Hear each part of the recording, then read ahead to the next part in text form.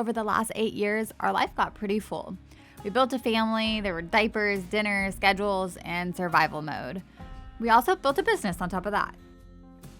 But our dream to sail the world has never really left us.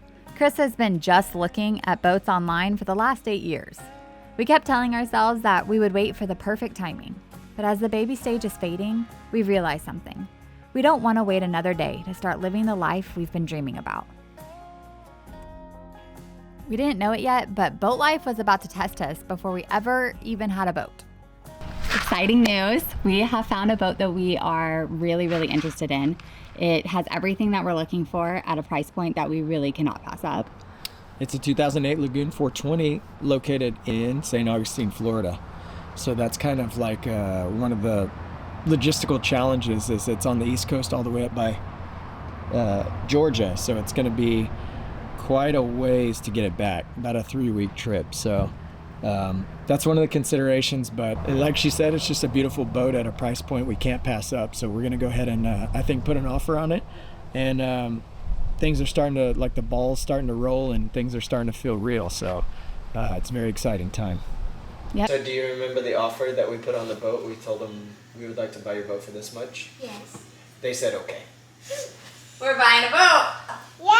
Yeah! Yeah, we already know which boat we're getting. Yeah, that boat that we showed you. And it has 4 cabins, so each of you will have your own cabin. You get your own bedroom. Are you excited? I'll have to Are you like do excited? the fancy. To I'll have your to, own bedroom? We're moving! Or you want to sleep with Sissy? And sleep by myself. All by myself. You're not done coming? You're not done. Give me 5. We're gonna go sailing. Get back on your ear. Daddy's gotta go get the boat. It's in Florida. Ooh, I'm gonna go too. Probably just Daddy. It's a long, long trip. How? Like 2 weeks maybe. Yay. No. I wanna go. I wanna go. I have to go because it's new. I've never seen it before. We were so close to a dream we had been dreaming about for a really long time, and it was super exciting. Chris flew to Florida to do the survey, and that is when the trouble started. The survey went really well, our boat handled perfectly, and all we needed was a report from the surveyor. The surveyor blocked us and did not hand in a report. We couldn't move forward with the purchase of the vessel without it, so we called, texted, emailed, all the things, but nothing. He completely ghosted us. Our date of acceptance is tomorrow. What are we supposed to do without a survey? You said you sent. I don't have it, Mike. I checked my email. I've checked my spam. I've checked everything. I don't have it. Okay, so what did he say? He just keeps saying that he sent it, but it's horse manure. He didn't send it. I'm getting emails from everybody else. I've checked spam. I've checked all my inboxes. Well, and if he sent it, why would he have blocked our number? Why would he not answer any phone calls, Exactly. be a ghost for the last 10 days? Yeah. I ended up having to, track down the vice chair of ethics for SAMS, which is the accrediting agency, I guess, for these guys. And that was the only reason that the surveyor got back to me. But he just got back to me saying, in the same conversation, he's telling me he sent it. He's telling me he's about to complete it. How did you already send it if you haven't completed it? And he's like, well, I did complete it. I'm like, you just said you're almost done with it. It's just like nothing was making sense at all. Yeah.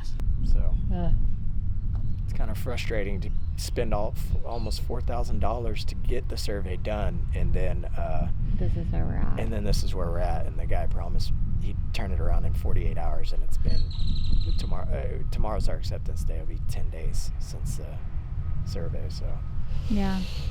I don't really know where to go from here.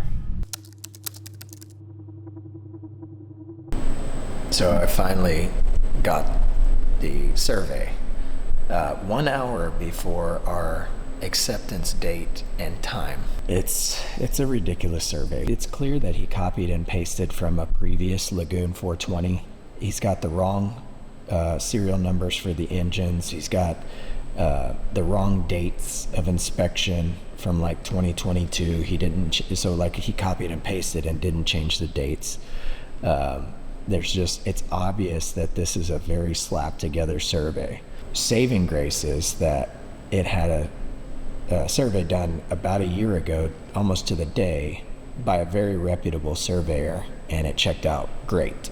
So I think we're going to go ahead and accept the vessel, wrap this thing up and close, bring her home.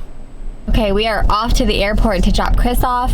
He is headed to Florida to pick up our boat after all of the drama with the Surveyor. The boat is finally ours, and he is headed there now, St. Augustine, Florida, and he's gonna fly there, and it'll be about 2 to 3 weeks of sailing before he'll bring our boat home. How are you feeling?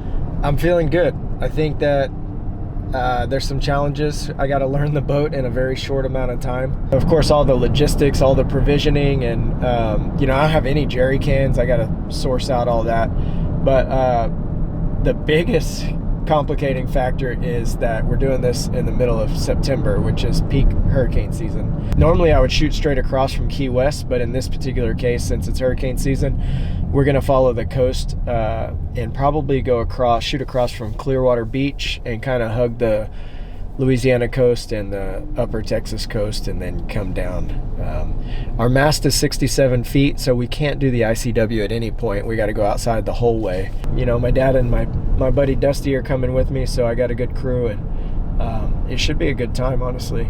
There is Starlink aboard, so I feel better about that. He's going to be able to keep a really close eye on the weather and be able to divert course if needed. But they have a lot of contingency plans, and his dad is a very experienced captain. So I know they're in good hands with each other. So the kids and I will just be holding down the fort until he gets back. So off he went to Florida. It was pretty surreal to be actually doing this when we had been dreaming about it for so long. Now, doing it during hurricane season was not ideal, but they were as prepared as they possibly could be. So we're here at St. Augustine Marine Center, where our journey began, where we bought our boat. We've done a lot of the logistics, gotten a lot of it out of the way as far as provisioning, and we got the water maker running, engine serviced, just an absolute ton of things that we had to do to get the boat ready to go. But now there's a storm headed our way, and it looks like we might be pinned down and not able to go anywhere for the next few days. So you can see where we are, and then you can see where the storm is heading. So we're up here by the border of Georgia,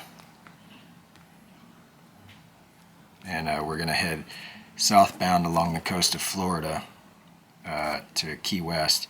Then we're gonna head up to Apalachicola and then over to Texas.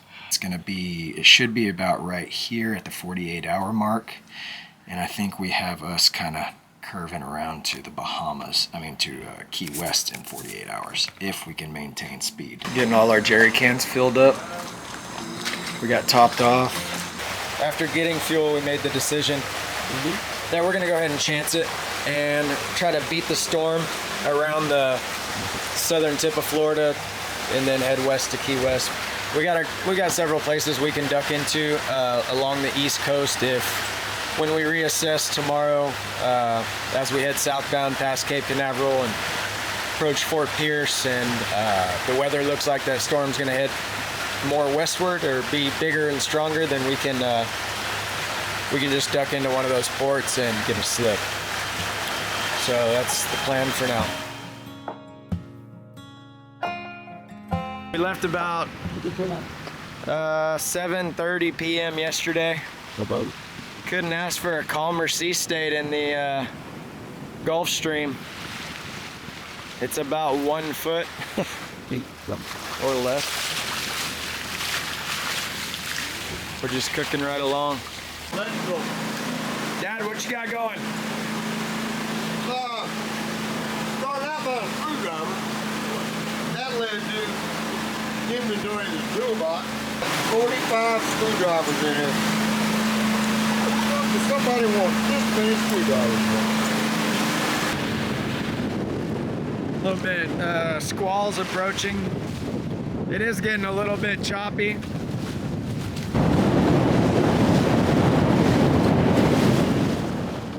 The guys were able to skate past the storm without issue. They did have a few squalls here and there to dodge, but for the most part, it was smooth sailing. With some solid bonding under the belt, they got Dusty off to Clearwater Beach, Florida to get back to his family. Chris and his dad would be taking on the Gulf crossing on their own.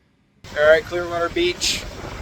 It's been real and it's been fun, but I got to get home to my family, so we're leaving out of here right now to head straight across the Gulf to Texas. There is a couple of tropical disturbances that are one's between us and Texas out in the middle of the Gulf, but it's expected to move west into Texas over the next couple of days, so it should be gone by the time we get there. And then there's another one in southeast Florida that's supposed to come over the peninsula, over the state, and then into the Gulf, but hopefully we'll be out in front of that one. It's us leaving Clearwater Beach.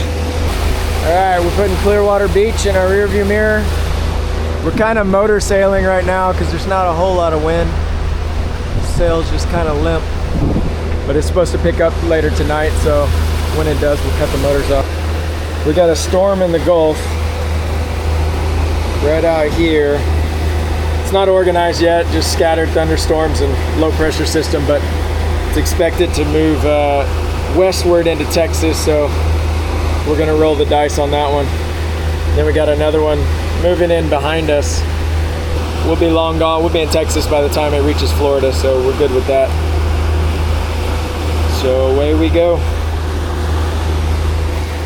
We got the lines out. See if we can't catch something trolling right past this big fella.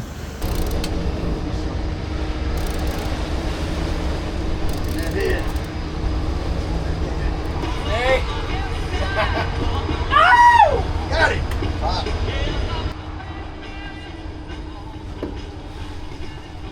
I don't know if you can see water spout right there. The trip across the Gulf was uneventful, so much so that Chris was able to jump in for a little dip. The moon lit their path, and 3 weeks from the day they left St. Augustine, they pulled into Texas, on the exact day Chris had predicted months prior. And just like that, the boat that once lived in our late night talks and dreams pulled into our real life. In that moment, I realized it was no longer an idea or a dream. It was our home and our future. Next comes the part that no one warned you about, the learning, the figuring it out with tiny children all on a boat. But for now, the boat's here. We made it and we can just breathe.